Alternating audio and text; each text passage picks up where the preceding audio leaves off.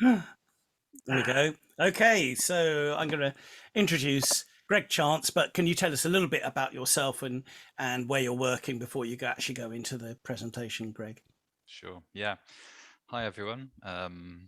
Thanks for inviting me back to Science Cafe. It was 2017 when I came here last, and I moved on since then. I'm working at the University of Bristol now in the Trustworthy Systems Lab, and we primarily deal with verification, which is to ensure that software works correctly. And so do you want me to share my screen now, David? Yeah, go ahead. Go start the presentation. Okay.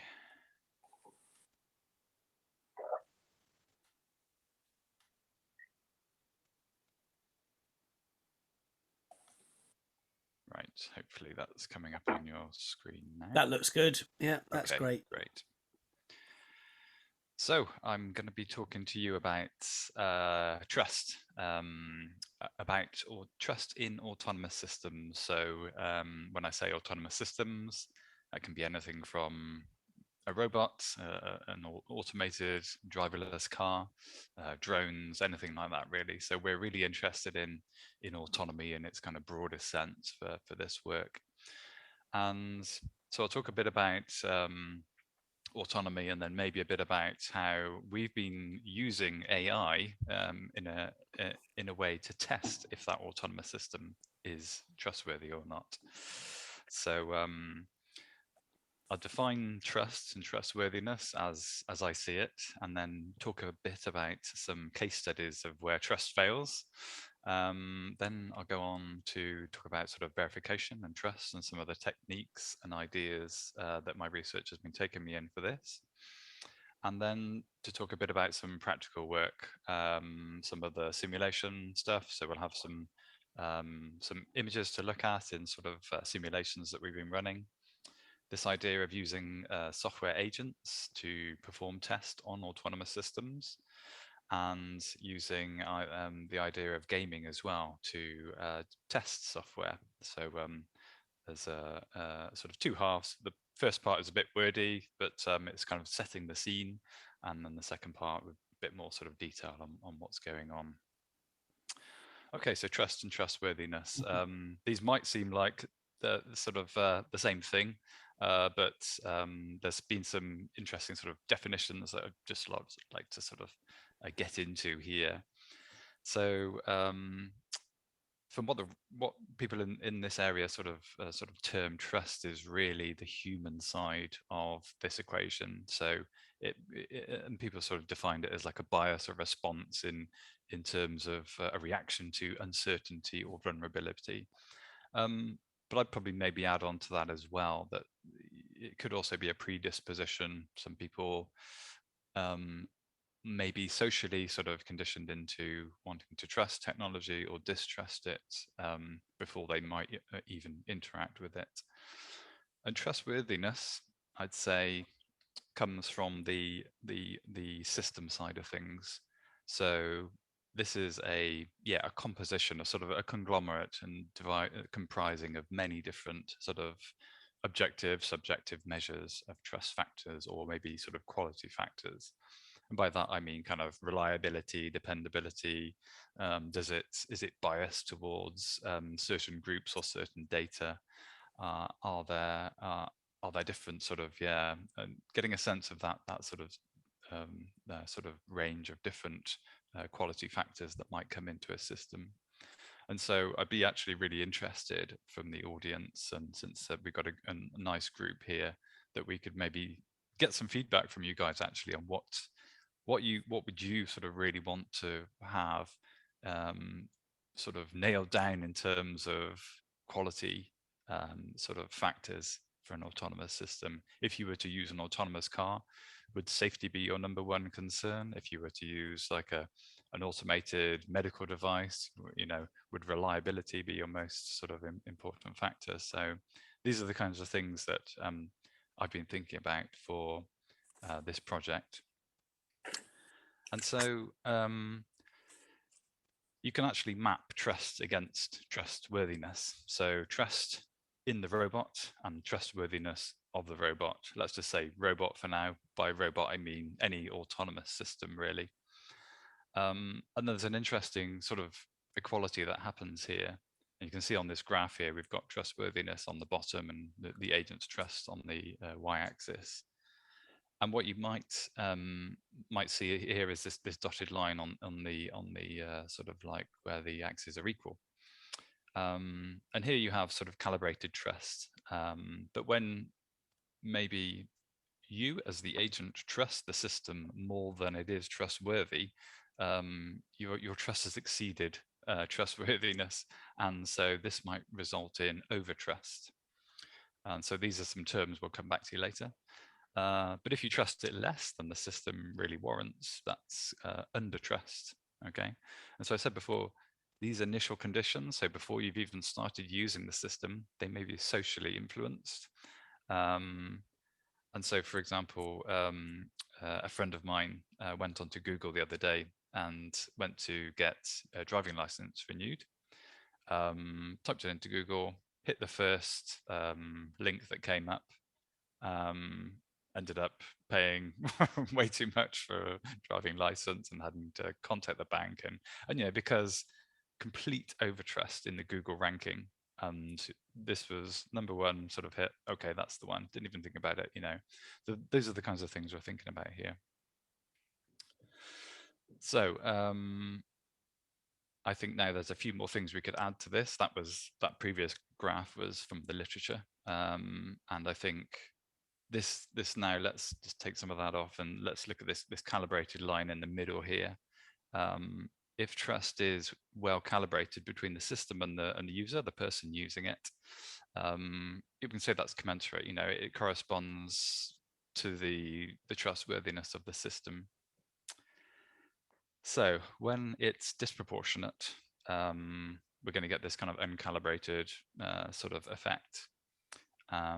Say at the top there, we've got overtrust, and this may lead to the person, the agent, in a lack of a measured response and taking maybe inappropriate, misguided actions.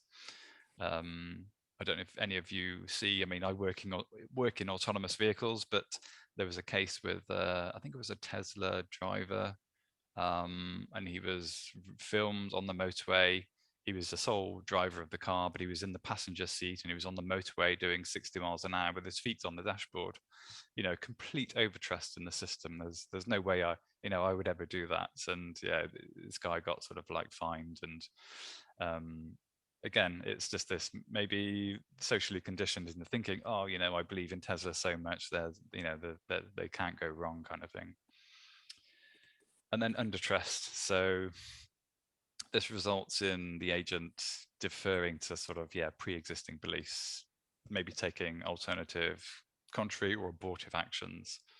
I don't know if what it was like in Teignmouth, but in Bristol, a lot of my friends would sort of second guess the COVID tracking app, saying, "Oh, you know, I wasn't in contact with anyone today. I'm just going to ignore this guidance."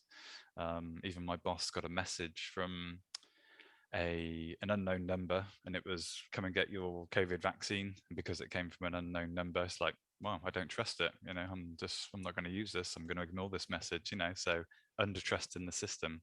The COVID tracking app was working, it was reliable, it was accurate, but because of pre-existing beliefs, we decide to ignore it, to actually, I know better than it. So yeah, under trust is equally a thing that we have to think about, and we have to sort of, we can't just make a trustworthy system, we actually have to calibrate it well to people and to make sure that they interact with the system in the right way.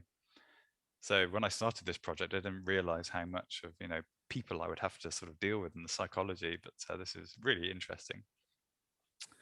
Okay, just a quick look at the consequences of when you have disproportionate trust.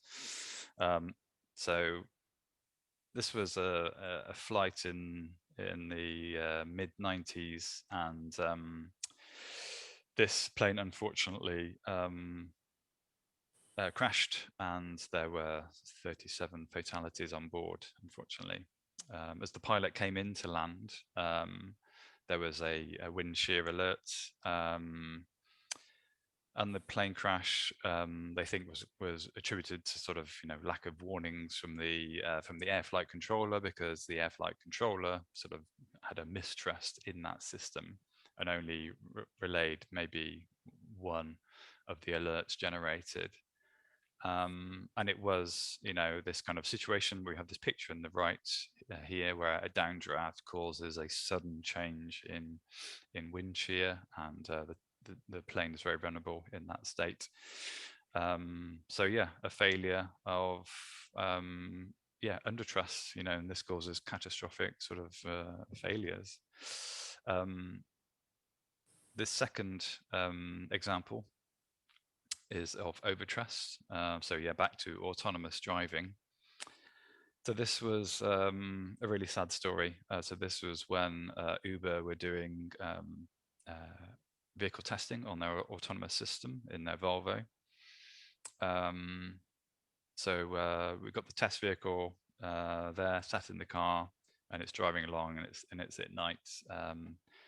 Uber were sort of telling their drivers to make sure, sort of pay attention to the road, but you don't really, it's gonna be safe. It's gonna, so they had sort of full confidence in the system, and maybe because of that, the safety driver, they are called a safety driver, but they were watching television, so they were actually watching a show, and you can go onto YouTube and watch this. I won't play it for you because it's a bit gruesome. But this was the first fatality related to an autonomous vehicle, and this happened in 2018. And I think because of this, Uber actually ended up pulling out of the autonomous vehicle sort of development program, because it came too contentious, and they ended up just focusing on their sort of main income of the sort of like the taxi app. But yeah, the vehicle sort of went along, and the object recognition system failed to detect somebody pushing a bicycle, and just didn't stop. In fact, it did detect the person, but because of some quirk in the software, it actually sort of ended up ignoring it because they thought it was a car, and then sort of changed its decision-making process. And by the time, it actually got to a point where it could have made an abortive action, it didn't have time. So that was a really sad story of overtrust.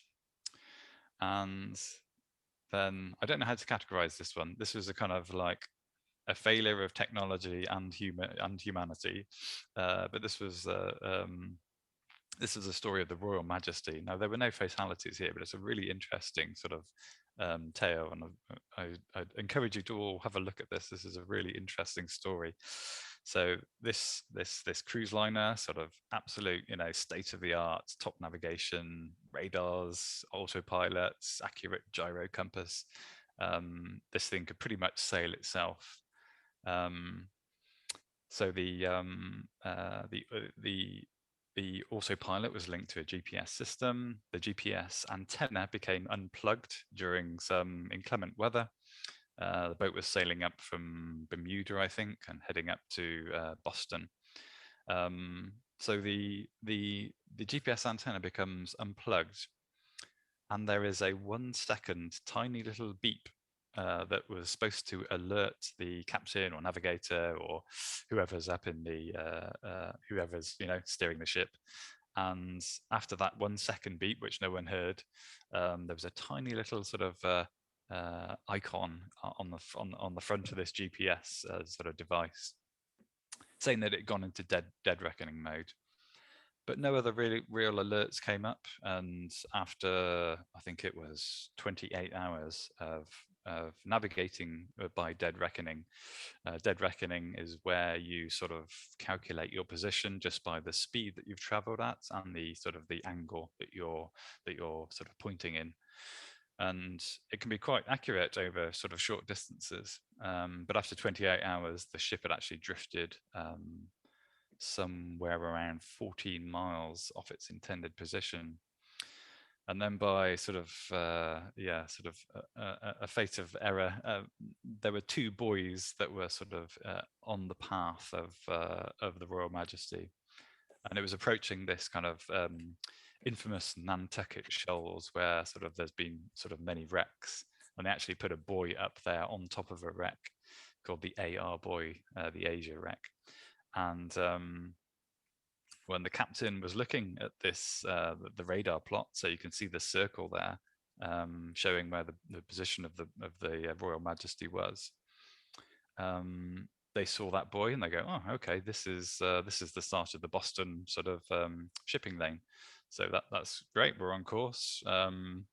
There was no other sort of indication that anything was wrong. Sort of they had full confidence in the GPS system, and let's carry on. And yeah, shortly after it ran aground on the shoals. Nothing untoward happened, thankfully, but they spent several days sort of getting it back into harbour and getting fixed up. And there's this kind of time-honoured rule of in sailing of taking a backup fix, they call it, your position, from either sort of ground-based radio transmitters, or sort of or looking at the radar.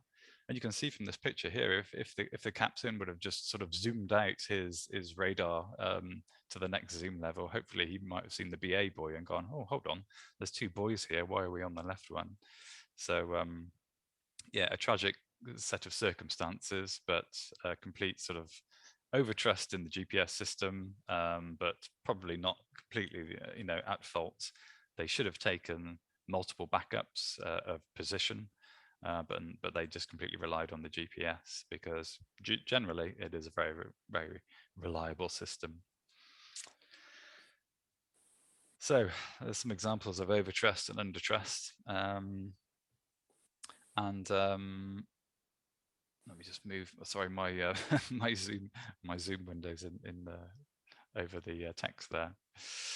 So yes, overtrust. Then it might lead to sort of the way that the system might function, and that might be loss of function, loss of safety, loss of privacy, or even pessimism in how the system is going to perform in the future.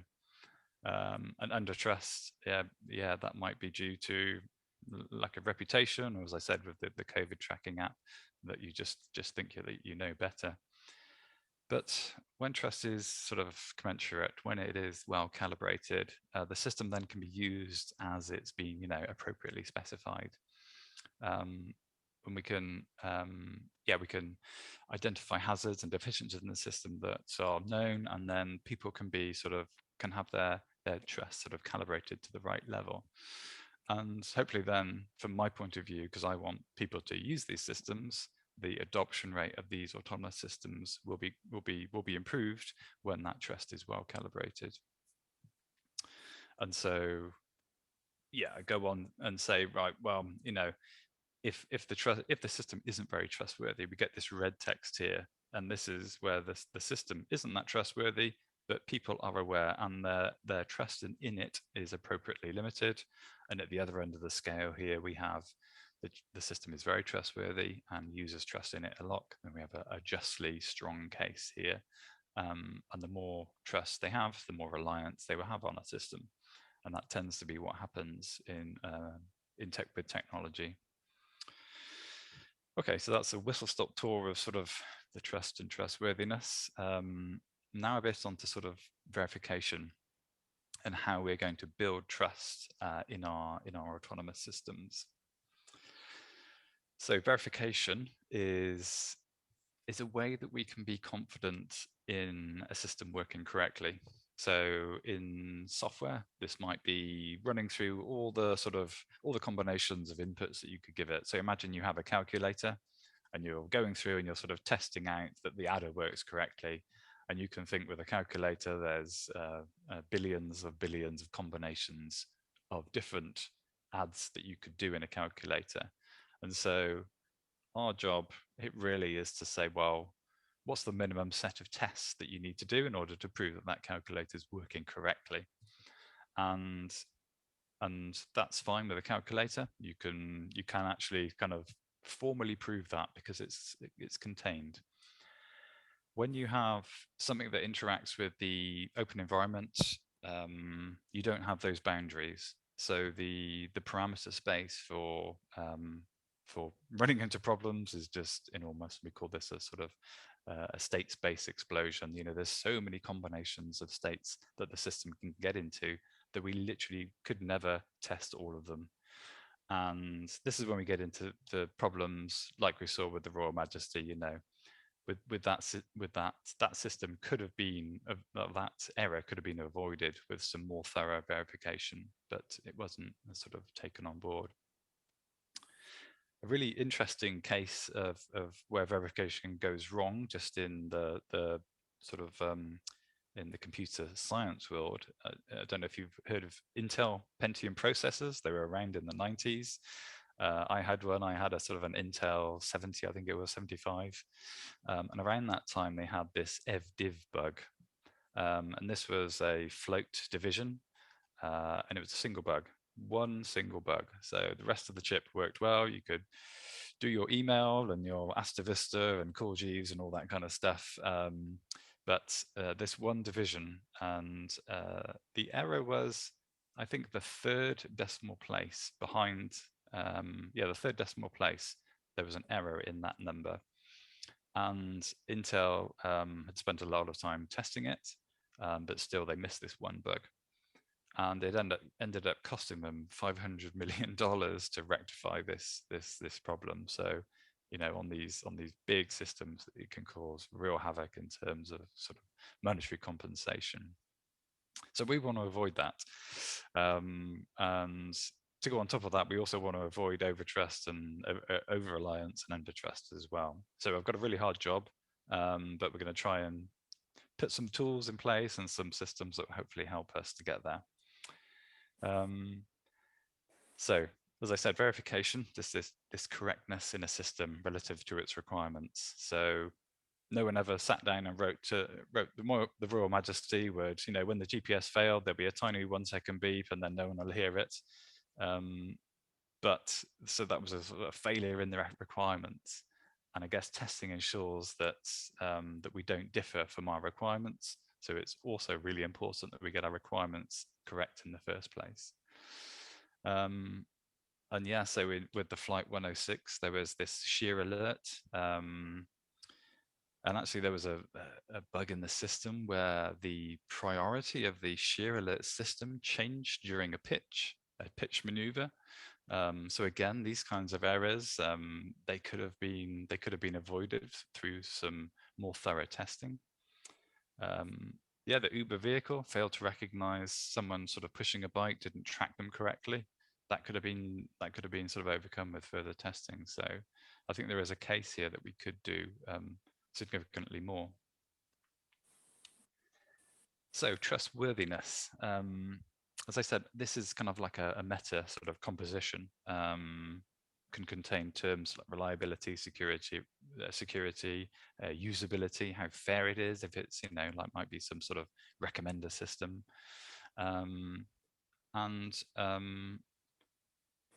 What I was wondering is, by what standard should each of these be measured? And I guess some of them are quite sort of straightforward. You know, for safety, for functionality, you know, if it's a vehicle, you know, it needs to be able to drive to, you know, such and such without mounting the curb or going through red lights. And some of them are much sort of more nuanced, such as what's the ethical sort of considerations when making a piece of medical technology. And so what I wanted to do here was to actually create a corpus of these kind of trustworthiness sort of qualities, and then use them in a way that was honed to the application.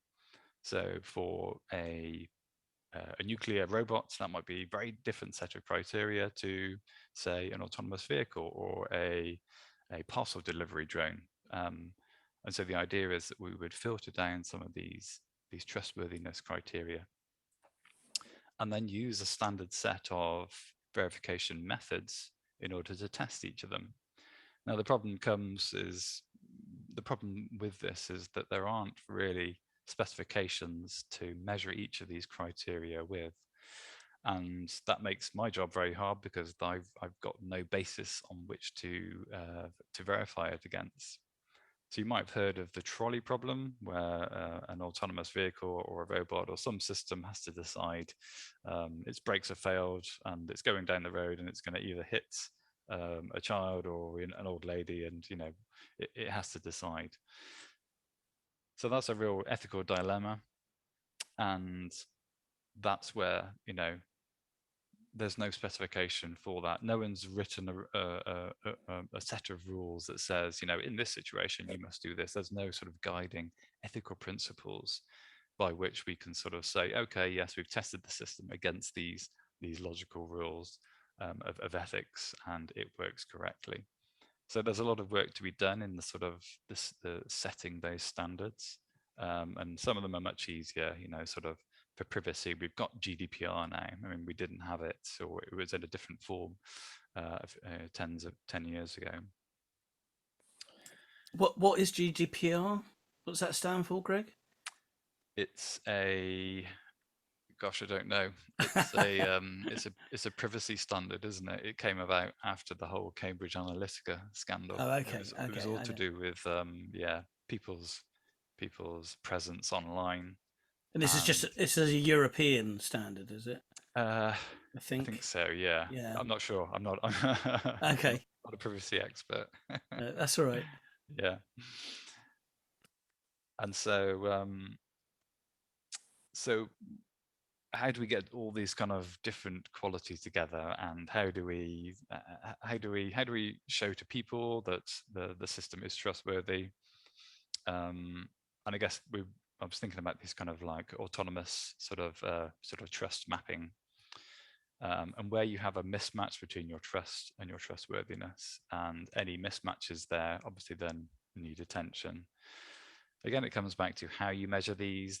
I've put numbers on the scale there, and really, it's very difficult to say, oh yes, this has a reliability of 10. It's not possible to do that without sort of making some assumptions.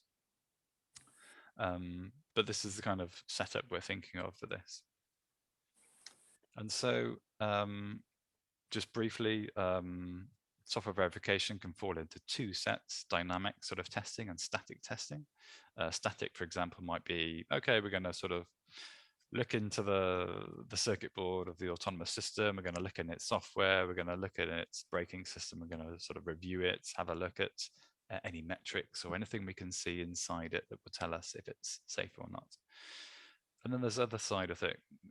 The other side of it is doing testing. So we can take a part of the system out. We can sort of do some testing on that. Say, okay, that seems to be working okay. Put it back in, test a module, test the system, test it functionally. I'm really interested in this sort of system functional level, and that's where sort of my simulation work has been focused. So I'm looking at simulation-based verification. So I don't test entire systems or entire robots. We do everything actually in simulation. So here you can see, hopefully you can see some cars moving in the top right. And this is a 3D sort of physics environment. So Pickle, could you shut the door? It's a bit noisy. Thanks. And this is so this is a this is a physics sort of engine used for sort of doing driving simulation. And so for this project, we were looking at testing some of the safety features of this RoboPilot vehicle, which is in the bottom right here. So this was an electric autonomous delivery truck made by this company called Arrival, and we were on this project together. And they wanted us to use simulation in order to do some pedestrian safety tests. So we were looking at the European standard for vulnerable road user, pedestrian sort of safety assessment, and what's going on here? Hopefully this will play. Doesn't look like it's playing. Okay, I'll skip that one. I'll come back to that. So RoboPilot was this, this idea of building this electric vehicle, and we wanted to automatically test it in simulation. We did this with this test bench, which is the picture at the top there, where we have the simulator and we feed in details of the experiment. We connect it to, we take the software from the truck, the van, and we put it into our simulator, so we can actually test how the vehicle works in simulation. Oh, none of my videos are working. This is a disaster. Sorry. So what that picture on the bottom should be showing there is some of those cars. Those cars are driving along, and the pedestrians here are walking up and down the pavement. And one of them will sort of walk into the path of the yellow car. Now, this is what we mean by test generation. So what we're doing here is we're actually getting the pedestrians to generate a test for us. So instead of me going, okay, I want to do a safety test on a vehicle with a pedestrian, and I want the vehicle to sort of drive along, and then I want a pedestrian to walk out in front of it. What we're thinking of using is software agents. So this is a bit Inception. Apologies for going sort of multi-level deep on you. But so we've got a simulation, and in that simulation, we've got the autonomous vehicle, but we've also got pedestrians who are also autonomous agents. And those pedestrian autonomous agents contain AI, and they are being used to generate tests for the autonomous van. So in a sense, we've got autonomous vehicle versus AI. So we've kind of got AI versus AI. So I'm using pedestrians with AI to generate safety tests for me.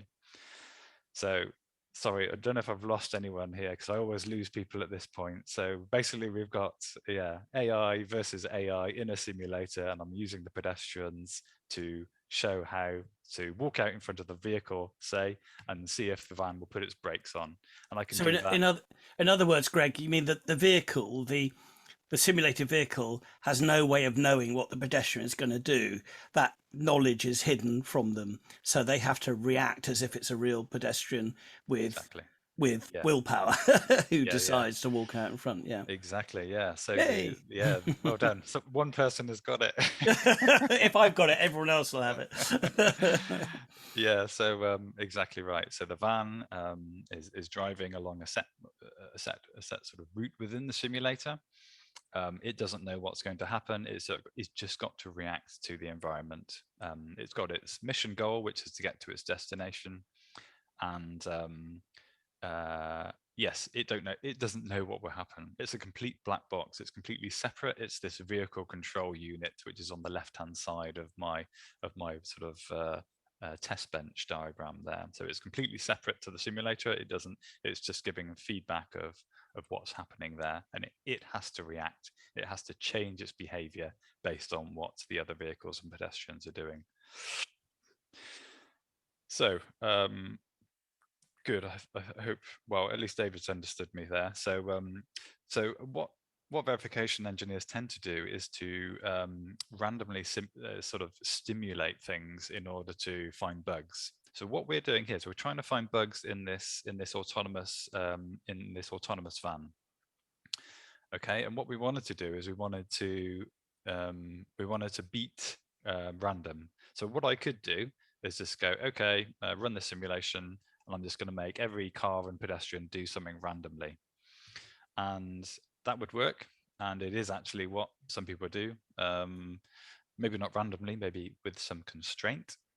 And even Waymo is doing this to some extent. They've got simulators, and they've run, I think last count it was 10 billion miles worth of data of experimentation that they've done with their Waymo controller, just running it endlessly and just waiting for that rare event to occur. And what I wanted to do was to actually let's try and beat random. So instead of doing thousands and thousands of hours of simulations and sort of giving people random objectives, let's give them targeted objectives. So now we're going to give the pedestrians, instead of just walking and crossing randomly, we're going to give them specific sort of, not instructions, we're going to give them specific rules to follow. And hopefully that will speed up our verification process. And so I did this by a number of sort of properties. I wanted to detect the effectiveness, the efficiency, economy, and robustness of these kind of software agents, so these pedestrians. And I was using a number of success metrics to do that. Um, so let's take accuracy, for example.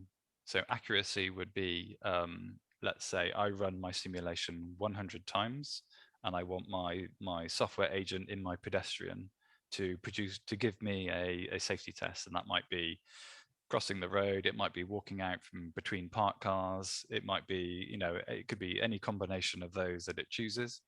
Um, and if it can beat, if its accuracy can be greater than random, then I'd say that that software agent will get me to my verification goal quicker than it would be just by random.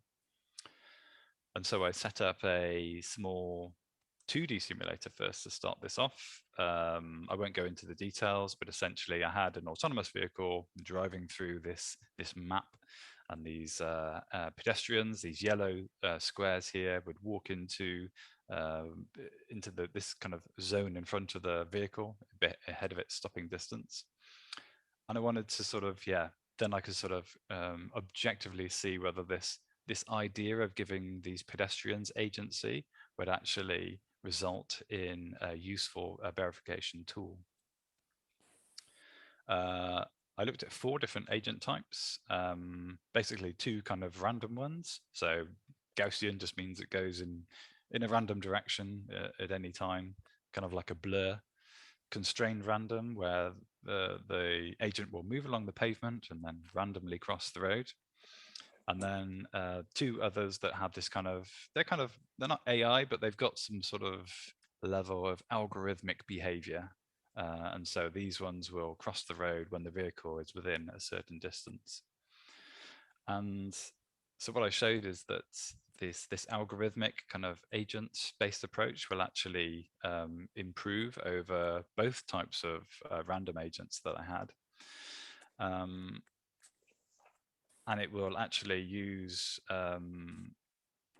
slightly more sort of like costs in terms of CPU time, but it will actually it will be very efficient with the way that it uses those simulation ticks. And so in summary, that means that these kind of software agents, they take a bit more programming than a random agent, but they get you to accurate tests quicker than using random. And they actually take less simulation sort of cycles, and the simulation cycles are important because they're quite expensive to run in terms of costs. I also extended this. I don't know if anyone's heard of DeepMind or AlphaGo. So this was a project where they use sort of a development of Q-learning, which is a kind of machine learning approach to giving an agent sort of more autonomy. And so I thought, aha, right, let's try and put Q-learning into one of these agents now. So instead of being an algorithmic sort of just do this when this happens, these pedestrians can now learn from the environment that they're in. So what they can do is they can sort of see where the road is, they can see where the pavement is, they can see what cars are around, which direction they're going in, how fast they're going. And so I've called these Q agents. So these are now, they're still pedestrians, they're pedestrians in the simulation, and they're trying to generate these useful tests, these tests that will prove, get us towards our kind of verification goal. And what I found was that these, you can see on the bottom right here, these Q agents, this is a graph of accuracy over time. And so this is given the Q agents, so they have to learn. So they take repeated sort of exposures to the environment to learn how to behave. And I reward them for when they get a useful test. So when they give me a simulation that ends in a vulnerable road user test, that I give them a reward, and then they change their behavior accordingly. So they will learn to generate tests for me, and I've not programmed them to do anything other than to just learn from the environment. So this is really cool.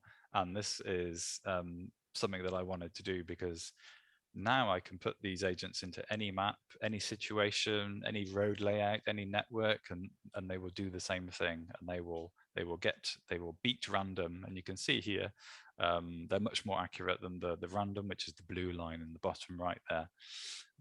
So this is really good, and we wrote a paper on this, and we think this was the first time this kind of thing has been done, to prove, system verification sort of level stuff.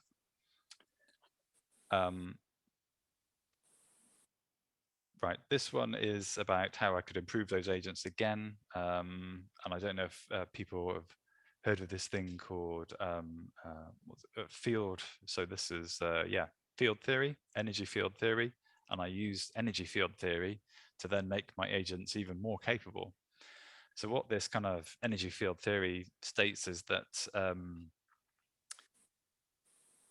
the agents can learn from their environment, but they can also dictate where they are in that environment. So at the start of a simulation run, they can actually say, I'm going to get more accuracy if I go over here by this lamppost or between these cars. And so through the multiple exposures and repeating the simulation many times, the agents can actually learn to understand where the better place within the simulation environment it is to start from.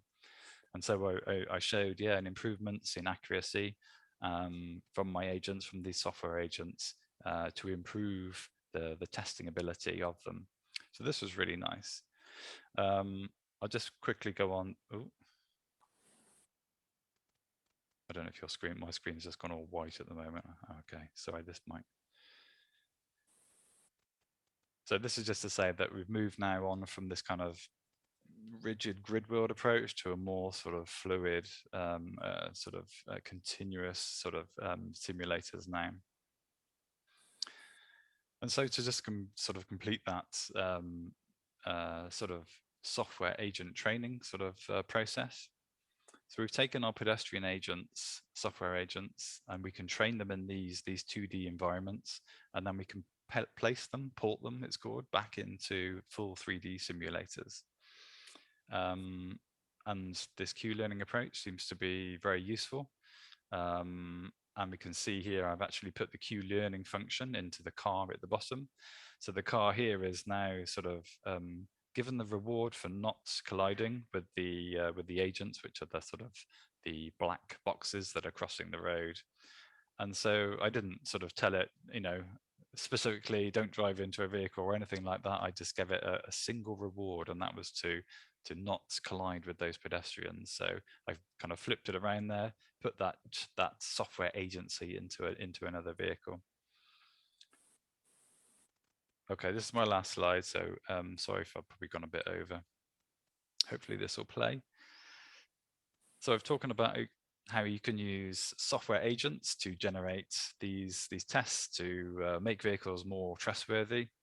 But we also thought about how can we use people to do this as well? And specifically, could we make a game and make gamers create tests for us in this kind of crowd sourcing kind of idea? So we sat down with a games development company in Bristol, and we come up with this idea of this kind of. Let me just play the video while I'm talking. This idea of this this game where you could sort of place obstacles and other vehicles into a scenario. So here we've got a crossroad junction, and the autonomous vehicle is the blue vehicle just to the right, and it's going to follow a predefined line.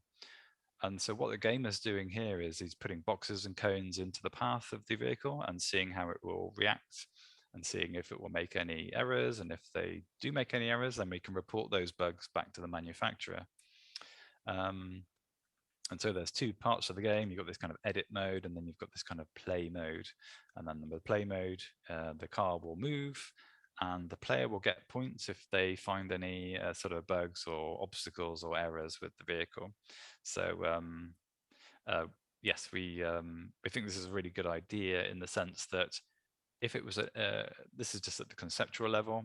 Obviously, it would be good to have sort of points and get players sort of engaged with the game a lot more. And if we could do that, we could basically get people to generate sort of interesting tests to test the vehicles for us. And I think it'd be quite interesting and be like, okay, let's select the Volkswagen autopilots or the Tesla autopilots, and let's see what happens when you give it the trolley problem and you've sort of got two choices for it to make, and how's it going to react with that. Right, let's go on to the next slide. So yes, thank you for your attention, for my listening to my ramblings. I wanted to put forward to you all maybe a question now, and that would be: should we trust automation? And if you were to trust it, what would be the important things for you that you'd want to see sort of proven to be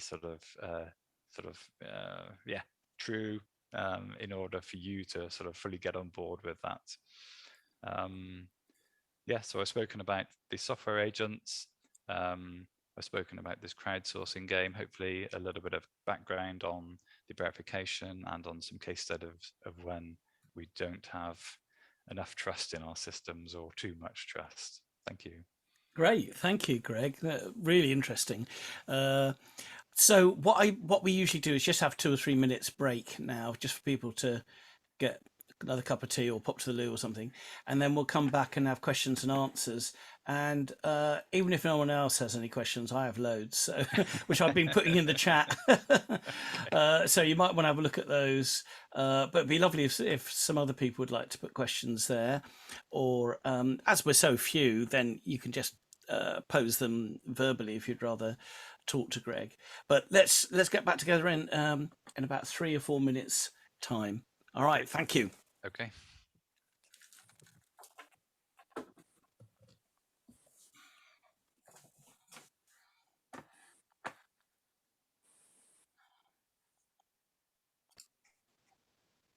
There we go. So, so have you have you had a chance to see my questions? I'll have a look now.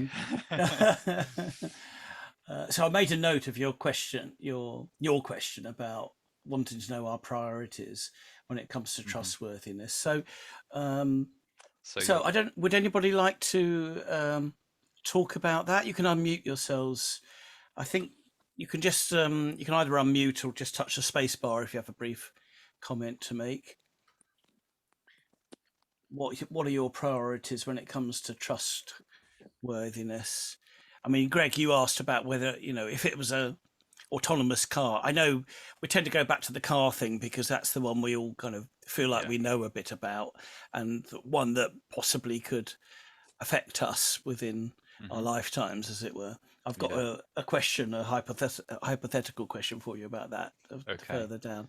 But so I would have thought safety would be the main priority for me. In fact, why don't we go to my hypothetical question? Yeah, let's jump to that. Can you see it? If we were able to replace all current vehicles on the roads tomorrow with autonomous vehicles, would the roads be safer or less safe considering where we are with current technology? Really good question. So,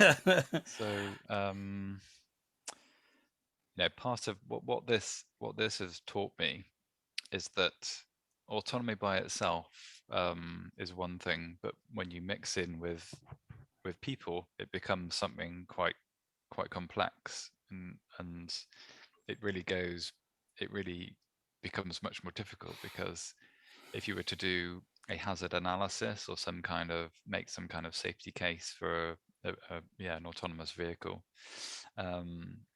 it's one thing to do it in isolation, but when you have to consider, as I said, the environment, people, dogs, children, the unpredictability of other people, it becomes something quite different. And so, in a sense, and people, sort of thought leaders in the industry in the autonomous vehicle industry would probably argue that it would be the safest case would be for when there are no drivers and it's all automated. I can see that kind of point of view, in that once you've got autonomous systems working within sort of defined bounds and parameters, then you've kind of taken the human element out, and you kind of maybe you've removed some of the unpredictability of what could go on. You've also removed one of the key intelligent aspects of the driving system, though, and whether you really need that safety driver there.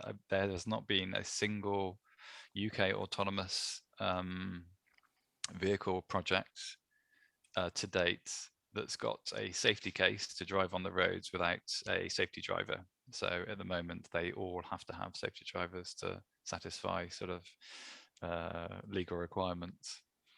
And I guess that tells you quite a lot about the current sort of state of the art of these systems so far. But I'd like to think that we would get there, and that yeah, if all vehicles were autonomous, then I think that would make certainly verifying their safety a lot easier, because it would kind of be a case of, well, you can't predict how the other autonomous vehicles will react, but you could probably bound it in the sense that you know that they would only take a certain number of actions, and that in verification makes life a lot easier. Yeah. You can define the bounds of your problem and constrain it, and that does make life a lot easier. Yeah. Okay, so sort of going on from there. Well, I brought up a a thing that happened to me probably about 25 years ago, driving through Newton Abbot, about 10:30 at night, and just driving along. There were two people walking along the pavement. I wasn't particularly aware of them. Then one of them threw himself onto my bonnet, Oof. just like out of the blue. And the other guy with him was so taken aback, didn't kind of tried to reach out for him, but couldn't stop him doing it. I presume he was drunk or on drugs. I never did find out. And then he kind of just slid off, and I was terrified. I just drove on. I thought, I don't want to be around here, and then thought I'd better report this and report it to the police. And it's quite a long, to cut a long story short, that I had to go to the police station, and they said, "Oh, so you were in collision with a pedestrian?" And I thought, "Oh, bloody hell, no, the pedestrian was in collision with me." Unfortunately, I didn't know, but another policeman had witnessed this and could verify my account of it. Otherwise, I don't quite know what would have happened. And but I was thinking, now, would an autonomous vehicle know how to cope with that kind of situation that's not supposed to happen? You're not supposed to have pedestrians throwing themselves from the side. He didn't step out in front of the car. He threw himself. I was coming away from a junction, so I was probably doing 15, 20 miles an hour at that point. So he threw himself from the side onto my bonnet. Now, would a vehicle know how to deal with that? Would know? Good question. Yeah. So there's a number of ways you can sort of look at that. One is sort of technological. There's also physics, and there's also could a human driver do any better? And I guess technologically there are radar and lidar and lidar systems that will look all around the vehicle.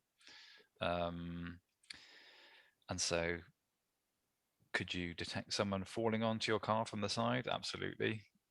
Would vehicle manufacturers actually do that? Probably not, because it's what we call an edge case. So it's an event that could occur, but the probability is so low Yeah. that they wouldn't, it wouldn't be something that is built into their sort of engineering plans in order, to take assertive action against that. And yeah, I mean, you were driving at the time, and you sort of you reacted as the best you could, and they still sort of hit your car. Yeah. Do you think another driver could have done any better? I guess. So yeah, really interesting point, and there's hundreds of examples like these of where should the vehicle have done a different sort of changed its behavior, changed its actions in some way. And I guess So this is where it gets a bit sort of crude, in that you have to say, well, you have to look at this probabilistically and say, what's the event of something like that happening again? Who's going to be hurt from it? What's the severity of how hurt they may be? And do we need to sort of build this into, at the end of the day, it's coming down to time and money, in that will the manufacturers put time and money into sort of avoiding such collisions. Yeah. But There's yeah, also the human factor to consider, which is that I was really frightened. I felt that I was being attacked, which may be unreasonable. I was in a car, I was in a protected environment, and that was just a person. But on the other hand, the person was doing something so weird and unpredictable that I just wanted to be out of there. And whereas an autonomous car might well have done the right thing and stopped. yeah. And put me into a very scary situation. So I didn't act particularly rationally. And that's interesting, you see, because you sort of said initially, well, safety is my number one concern about autonomous systems. But now you're saying, well, actually, I was a bit scared in that situation. Yeah. And so that's obviously a consideration for you as well. And your assessment of that situation could have been made a lot worse by the actions of the autonomous system, or they could have been, if you just wanted to drive away, it would like, oh, okay, I know what David's going to want to do here. I'm going to want to, drive away and ring the police for him and make him a It would cup of hear me tea. screaming in the car, but it go, get me out of here. Because now you'd have a dash cam. Yes, you'd have a record of it. Good point. Yeah. It begs the question: whose safety becomes the priority? Yes. Even if you say safety is the priority, then you've got different views on that. So essentially, David's saying, I was scared, so my safety was the priority, in which case the vehicle should carry on. But if it's the pedestrian or the outside actor, the more vulnerable involved, person, actually, yeah. So he might be under the next car. Yeah. But as simple as saying safety is the priority over some other factor. But the other thing that makes me think about is you talking about training your agent and even rewarding it. So you're getting your pedestrian agent to behave in a certain way.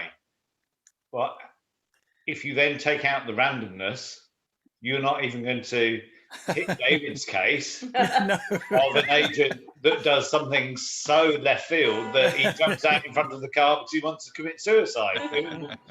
Your agent isn't trained to do that. No. Yeah, that's actually a really good point. And what tends to happen in verification is that you never rely just on one sort of technique. And actually random is used quite a lot. And so you have this kind of, I had this graph and it showed sort of the bug discovery rate. So you're testing your system and you're looking for errors and bugs. And as that sort of, as time progresses and you're testing your system more and more, you're finding more bugs. And then at some point it will go down and it'll sort of slowly peter out. And what tends to happen is that people will just use random techniques for maybe the first 50-60% of that discovery, because it's so cheap and because it just takes a long time. And there's tools in place that can just be set in motion and just run 24/7 looking for bugs and errors, and that tends to be what happens. So what these techniques, these pedestrian agents can do, or this agency-based technique can do, is actually to get you up to that sort of, the last 30% or so, where you get these tricky edge cases. I'd never thought about getting a pedestrian to sort of collapse onto a bonnet of a car, but these are the kind of edge cases where systems fall over, and they are rare because they are rare, but by nature, they can be catastrophic when they do happen. They might be robbing you at traffic lights. Yes. Yeah. Could you then drive away? It's a really interesting point about the focus of safety.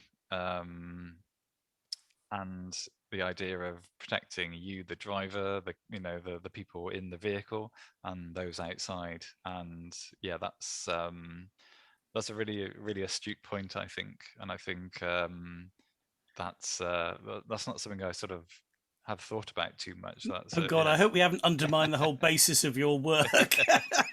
yeah, I hope not too. John has asked a question here. What are spawn locations and what is an assertion checking location? Right. John, do you want to enlarge on that that question, or? I'll go back to my presentation because I know what. Oh, okay. Yeah, it's just a bit of technical jargon from. I think is it this slide here?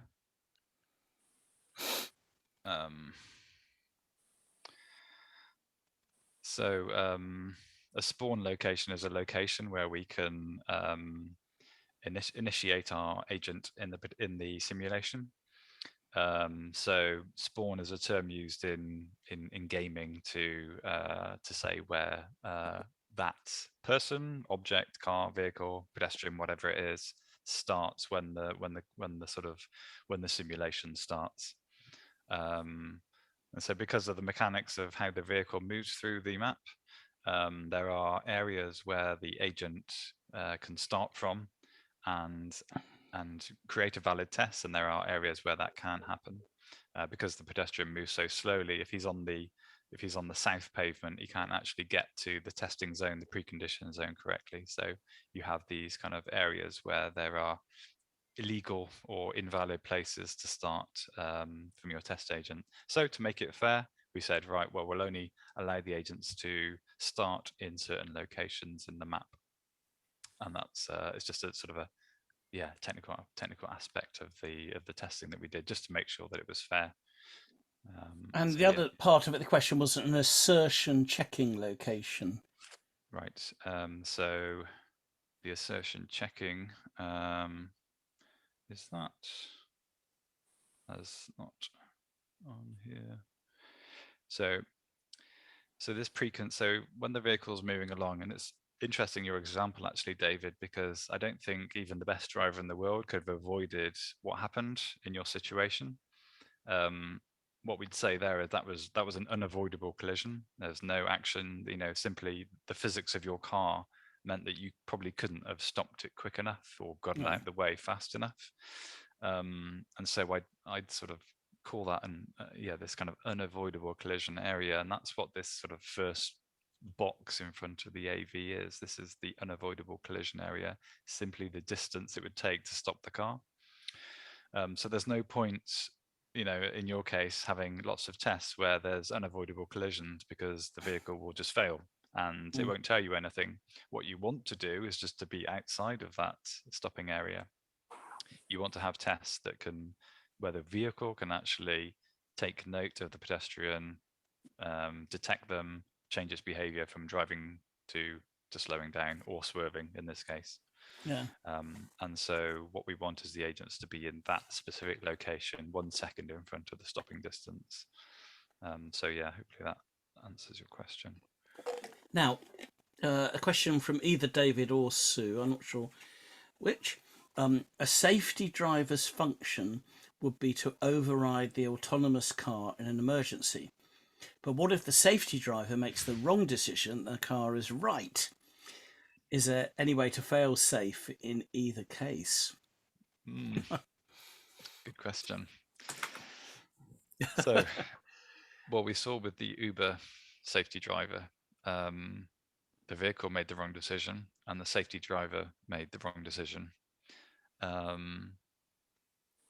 But what you're saying is, what if the vehicle was actually performing the correct action, and then the safety driver tried to override that with an incorrect action?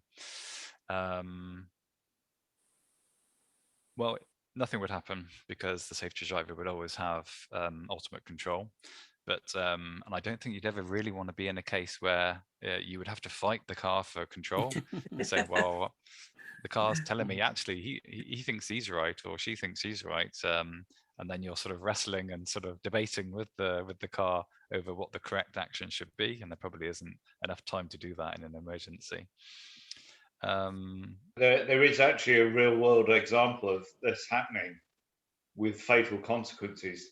Boeing 737 Max. Oh yeah. Yeah. Yes, very tragic case, isn't it? Yeah, twice. The pilot was trying to do the right thing, and the aircraft was overriding him. Yes, and kept dipping the nose down, didn't Yeah. it? Yeah. Yeah. Yeah. Again, I think verification could have helped in that case. Or even notification. Weren't the pilots not even told this system existed or something? Absolutely crazy. They weren't trained in using the modified system, I think. Isn't that right? Didn't they change the weight of the engines, and so to correct the placement of the engines, and to correct that they added a nose dip on it? Was it something like that? That's the origins of it. So to give it longer range, they had to put bigger engines on, which is essentially made the aircraft unstable. So yeah, the automation then would correct it, but under those particular circumstances, I can't remember what they were. It got the wrong message, and what the pilots weren't trained in was how to override it, essentially how to switch it off. I think the investigations really found that Boeing had been lacking in their testing of the software, but also in the communication and training. But it essentially came down to a software and testing failure, I think, broadly. Yeah. I mean, it's completely different, but I've got like a cruise control on my previous car, and sometimes I put that on just to see what would happen. But half the time I'd be like, whoa, what's it doing? It's going too fast, or it's revving too high. And, I'd be like, actually, I don't trust this. I'm going to switch it off and take over manual control. So, yeah, I mean, but, the trouble is with that Boeing example is that it was integrated into the systems. It wasn't just something that could be switched off. It was like, oh, I'm just going to switch off this correction sort of system. It was part of the way that the autopilot actually kind of worked. And it's not like switching off. I'm just going to switch off my lane keeping algorithm or my emergency braking. These things are integrated, and there is no sort of argument to be had with the system, is there? Unless you're kind of trying to wrestle control in some way. But really interesting point. Thank you for that. And then Dom says, what happens when the system fails or the system is hacked? Really do you want to take that further, Dom, or you? Yeah, just what happens if part of the car fails, like you get a puncture or breakage to the windscreen that the automated system doesn't understand and therefore keeps on going. What happens then? Yeah. Yes. Well, I guess with my systems engineer hat on, I'd say, well, the system should be aware of any failures or errors that could make it not perform not achieve its mission goals completely. And so these cars now, they have Bluetooth air valve sensors in the tires to tell you that the pressure of the tires is at, and all sorts of very really complex technology to give that system the best understanding of what the state of the vehicle is in. But yeah, that could fail. What if it thought it had a flat tire and it didn't, and then it sort of took corrective action, which resulted in something more serious. So yeah, these are extremely difficult engineering questions to tackle, and they only get done by manufacturers and people with lots of money that they can test systems to this extent. But again, it's kind of you're looking at sort of what verification needs to be done and what edge cases are there that could result in these errors. and then if the system is hacked, so I don't know if you've seen some of the Uber. I think it was an Uber. No, I think it was a Dodge or a GM truck in America, and someone had hacked into the Bluetooth pressure sensor in the tires. That allowed them to hack into the head unit through the radio, and then they were able to take control of the CAN bus, and the CAN bus controls every aspect of the system, and they were able to drive a parked car just off the road and into a ditch. And so Wow. I think cybersecurity is going to be, extremely important for these Now, systems. was this a kind of an illegal hacker, or was this a proper test of the system? I think it was approved just test.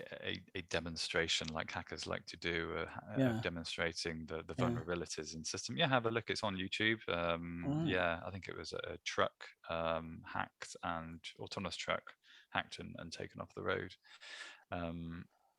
Yeah, and Wow. I mean this goes a lot further, because if you can hack one car, let's say you can find this vulnerability in Fords, or even just Ford Escorts or whatever. If that vulnerability exists in one car, then surely the same vulnerability exists in all of them. Yeah. And so, could you apply a sort of a network virus to all of the vehicles at the same time?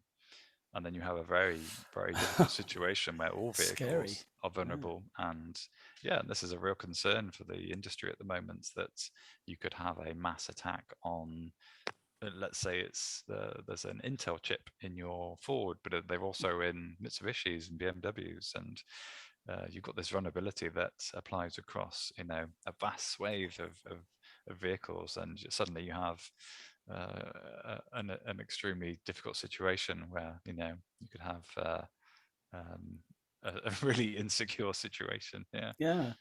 Well, when you mentioned Bluetooth as being the check of the tire pressures, I thought, well, my experience of Bluetooth, it's not very reliable. It's very useful when it works, but it quite often doesn't work. Yeah. Or have they improved the system? Is it a lot more reliable now? I don't know what they're doing, but I guess it's tricky to get information out of a wheel that's spinning and Yeah. needs to be connected. Yeah.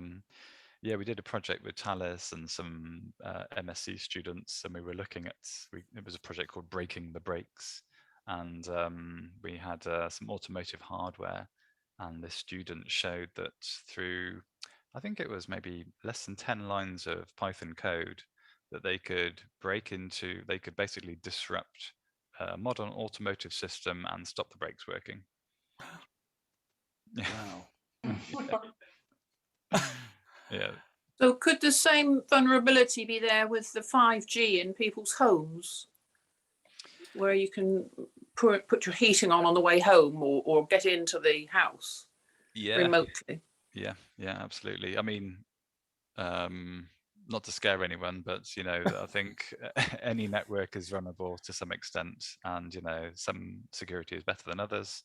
But yeah, I mean, I saw a video of a drone that had a transmitter on it, and they flew it up to a skyscraper, and they sent a signal from the drone that was outside the vehicle, outside the building, and it hacked into the lights through a remote sort of terminal. It hacked into the lighting of the skyscraper and could flash the lights on and off at will. So yes, anything that's connected to a network is potentially, Oh. if hackers wanted to, they could probably have a good go at getting into your system. But most of us are fine because they're not interested in us. Which brings you back full circle to your question about trust in the first place. Yeah. Maybe we're over trusting of these things rather. Well, I think when you see examples of these situations, and I mean, yeah, we're in one of those kind of transitory stages, aren't we? Where we're adopting systems, we're taking them on, and then 10 years down the line, we get the things like the Millennium Bug and things like these bugs that take out whole systems and can cause havoc. And I think yeah, it's a time to educate people and to make them aware of these things aren't bulletproof. That we are vulnerable, and to have good digital hygiene, as they call it. Then you get into real science fiction and Terminator, and when the AI systems take over, well, the human beings are the difficulty. So let's take out all the human beings, and then this system is totally safe. It's the Nothing way can to happen go. to it. Definitely the way to go. Yeah, that's right. Remove all humans. Greg, I've got another personal obsession, which is I hate being tailgated when I'm driving, and probably because 25 or more years ago I caused an accident and by crashing into the back of another car. Fortunately, no one was hurt, but my car was a write-off, and I had to do an emergency stop, and the car just slid into the back of the other one. So so I'm very touchy about people tailgating me, and of course I do tend to notice the makes of cars that do it, and they're the smarter makes of cars like Mercedes and Audi and BMW, again and again and again, those particular three, and I just keep thinking, I bet they've got collision avoidance systems turned on, and they know they're safe, but I don't know they're safe, and so there's a kind of weird collision of overtrust, as far as I'm concerned. They've got overtrust in their systems, and I've got not undertrust but ignorance. I don't know whether they've got it turned on or not, and I don't know. I don't know what I want to ask you really, but it's just No. I think you've raised a really interesting point there, and that's you've got a collision of sort of trust acceptance there, haven't you? yeah, You're sort of yeah, saying there's this person, they're operating their system, they have their level of trust is calibrated however it is, and you might feel differently about it, and how can those two people exist harmoniously, really? yeah. Again, another really good question. And I was thinking then when you were saying that about how the system, if you were the one sort of following someone else, your car would know that you would like a bit more room, actually. And so, actually, I'm gonna pull back a little bit more because David likes a bit more space, and he likes to see the road ahead. I do the same. But when it's someone behind you, yes, then we've got it. Then we've got an issue, haven't we? Because we can't influence how that person, how close that person gets to you. And it's annoying, isn't it, when people get too close, and it does make you feel unsafe. Yeah. Is there any work going on in sort of having the vehicles communicate with one another? Because everything is concentrating on autonomy and the one vehicle being able to cope with everything around it. But David's position would be totally catered for if the two vehicles could talk to one another. Okay, I know what speed I'm doing. I know what speed the car in front is doing. So I don't even need a radar then to tell me how far away it is. I can calibrate the trading vehicle to the one in front. Yes, yeah. But I'm not aware of anything sort of happening in that area. Well, that was the original intention with these systems, is that it would be connected autonomous vehicles, CAVs they call them, and there was the idea of having convoys, and sort of you could sort of convoy these systems together, and they would obviously be aware if the first vehicle were to apply the brakes, and then they all would, it would come down the chain. So the intention's there. I've not really seen any demonstrations or anything demonstrating that, but I've not really looked that hard, to be honest. But that would be the ideal case, and this communication between vehicles is certainly something that's projected, but also communication to the infrastructure. So they call that V2X, vehicle to infrastructure. And this is being able to communicate with traffic lights, signals, crossings, basically with the environment that you're in, the city you're in. And so there was even a startup, I think, in Cambridge that was driving entirely by V2X. So it would basically just get information from the cloud, and it would say, okay, yeah, you know, the traffic light in front is green, so I don't need to apply machine vision to see what the traffic light is. I can just call up the cloud and ask it, and then it would progress based on that information.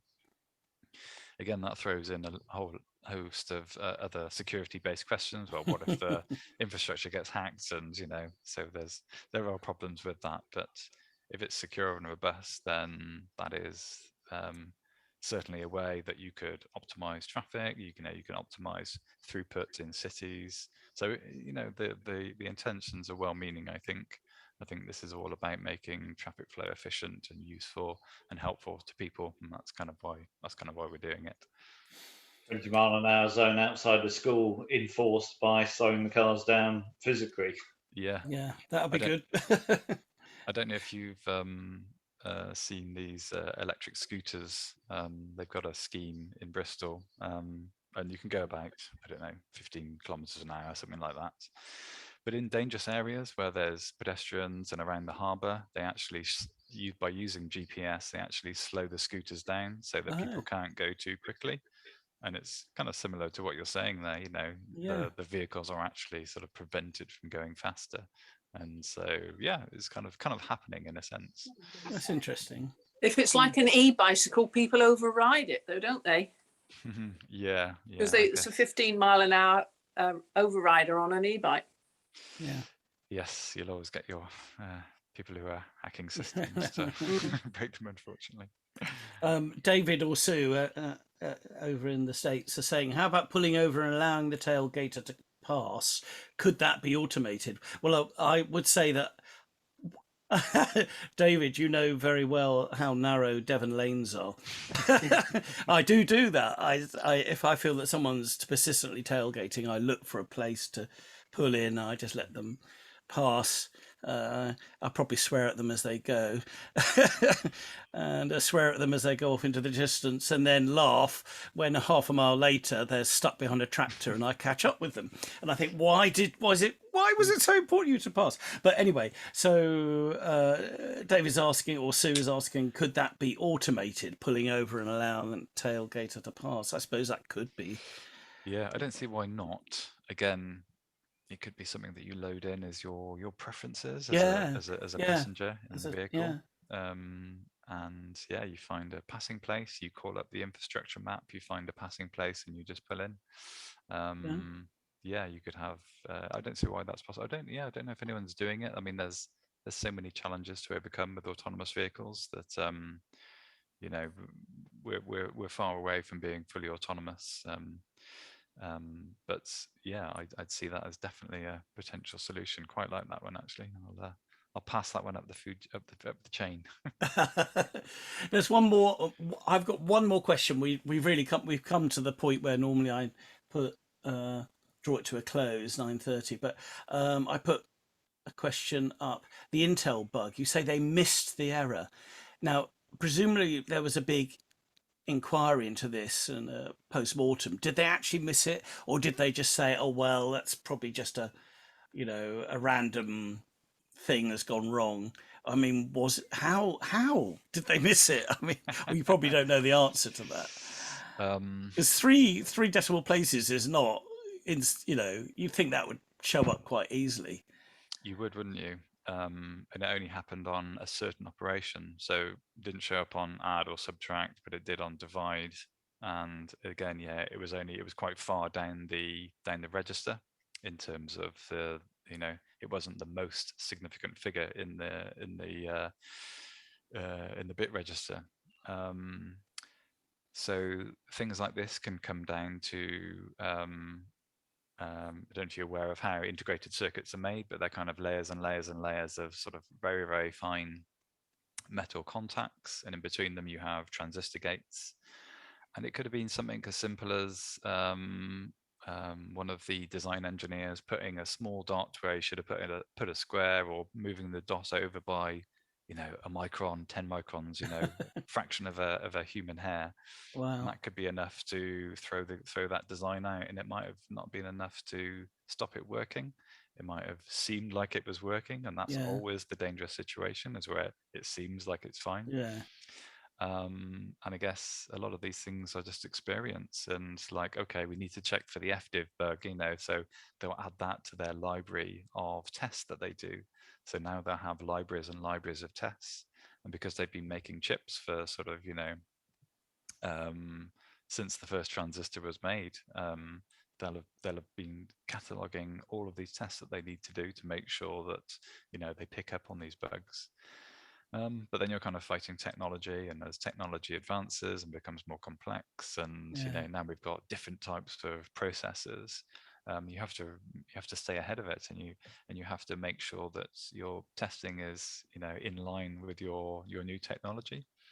We had a talk from a guy from Apple recently, and he said 75% of Apple's budget now goes on verification and making sure that things work properly before their release. Because And, the cost of not doing it, if it's something is wrong, is vast, presumably. Yeah. Well, you get a miscalibration of trust. You get loss of reputation if it works as you don't expect it. If you know, and Apple is all about reputation, right? You know, so one error and that's it. You know, it's well, I vowed like 15 years ago I was never going to have a PC again. I only use Apple.